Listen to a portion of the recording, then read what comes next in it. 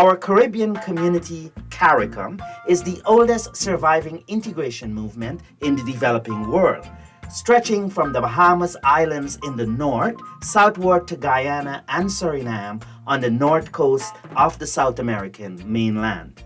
50 years ago, on July 4, 1973, in the Twin Island Republic of Trinidad and Tobago, CARICOM, with a population that is now over 18 million people, was born out of the Treaty of Chaguaramas. It was here that our country, Guyana, along with its sisters states Barbados, Jamaica, and Trinidad and Tobago, cemented the evolving story of the Arawak, Carib, and Shiboni indigenous peoples, Europeans, the enslaved, the indentured, Middle Easterners, Jews, and Javanese peoples, all of whom have contributed to the hashtag #IamCARICOM tapestry.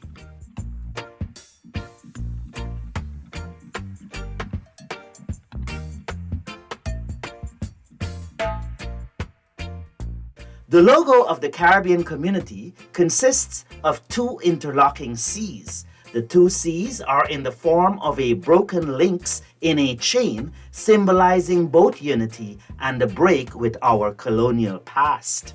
As our community of people celebrate its golden jubilee, CARICOM at 50 years old, strong and on a solid foundation to build on, this grouping of 20 countries, 15 member states, and 5 associated members will showcase a rich culture and history that is now a dynamic force in the world we have come to live in.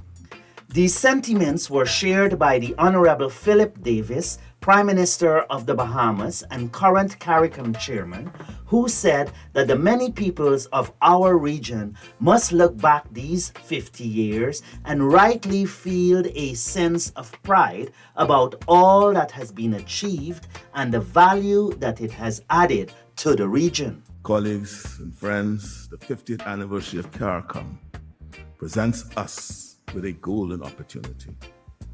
In celebrating the institutions and achievements of these 5 decades, the many peoples of our region should look back and rightly feel a sense of pride in all that has been gained and the value added to the region. But it also presents an occasion to look forward, to seize the opportunity to collaborate, to cooperate, and through our collective effort, build a stronger, more resilient, and more prosperous region. The University of the West Indies is a shining testament to the difference CARICOM has made to the lives of the people of the region. Let us build the equivalent in other areas of life. Dr. Carla Barnett, Secretary General of CARICOM, expressed that the community's leadership will discuss at the upcoming Heads of Government meeting what is necessary to advance the goals of the people of the region as the organization moves beyond 50. This 45th regular meeting of the Conference of Heads of Government is one of the most anticipated engagements on our community's calendar this year, as it coincides with the major milestone of CARICOM's 50th anniversary. Host Prime Minister Dr. the Honorable Keith Rowley will welcome CARICOM heads of government and their delegations to the beautiful Twin Island Republic of Trinidad and Tobago.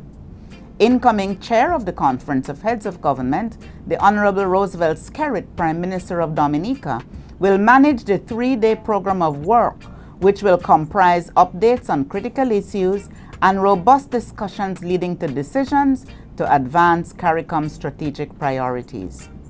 Agriculture and food security, the CARICOM single market and economy, energy security, citizen security, climate change, and preparation for COP28 are all on our agenda as we work to build a people-centered, sustainable, and internationally competitive community. Deliberations will assume even greater resonance against the background of our 50th anniversary celebrations. We are returning to Chaguaramas, where the treaty was signed on July 4, 1973, to signal the commitment among our member states to to economic integration, coordinated foreign policy, and functional cooperation in the areas of critical importance to the people of the community. This meeting will therefore provide a unique opportunity to reflect on the pivotal achievements of the past 50 years and renew our commitment to the sustainable growth, development, and enhanced prosperity of the people of the community. We look forward to highly productive business sessions and meaningful commemorative activities. As one of CARICOM's founding members, the government of Guyana has recently maintained its leadership position.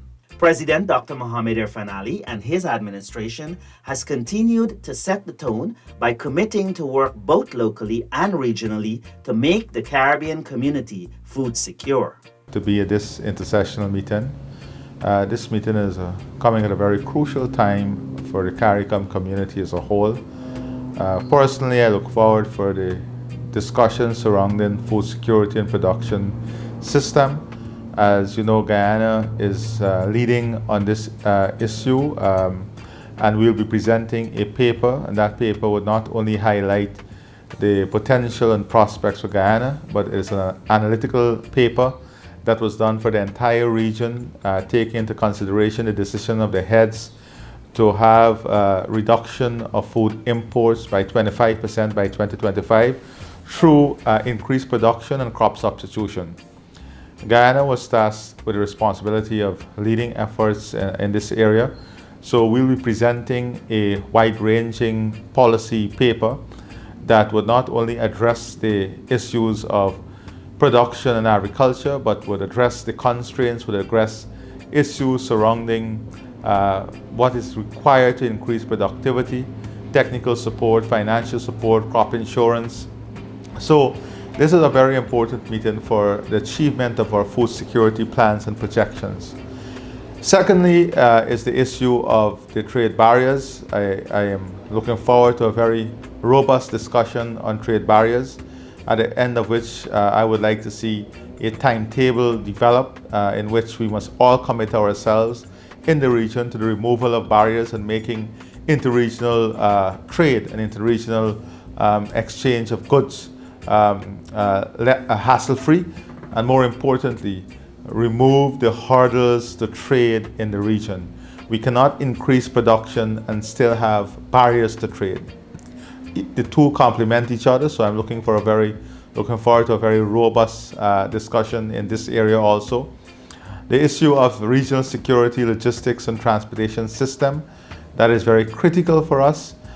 So we'll have continued discussions surrounding these areas, and I'm sure that an actionable timetable will be developed among all these issues. And more importantly, I think the time has come for us as a region to identify some core areas and core issues which we have to target in a very systemic way.